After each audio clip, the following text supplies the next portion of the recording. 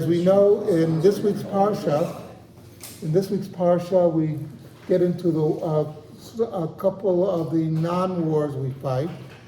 When the Jews have to go, Moshe sends messengers to Moab, asking that we be able to go to their property. We will not stop. We won't do anything other than stay on the road. And Moab replies, no, you can't come into our country. And then the same thing with, then the same thing with Edom. In Edom, we bypass both. Basically, we don't go to war. And the question is, why didn't we just tell these two, why didn't we go to war with these two? And there's a number of different answers. One is we were related to Edom and Moab. Edom, they were descendants of Esau. So they're basically cousins. And Moab, they were descendants from Lot. So really, extended family relationship. Another thing is to teach us an important lesson.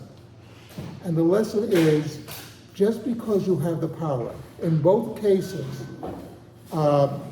Moshe or Moses could have said, let's go and teach these people a lesson. Teach the world a lesson that you don't let us go through, we'll take over your country. And that is, the lesson there is you don't go to war over something minor. Okay? You don't start a land war. You don't start a land war, and this was in Asia, so you're right. El Salvador went to war over El Salvador. Well, we'll get into that. That's a different issue. The important thing of it is that, maybe these two groups were not doing what they should have been doing. But it was not a cause for war. Let them be alone. Plus, they were not Canaanites. That's an important issue as well.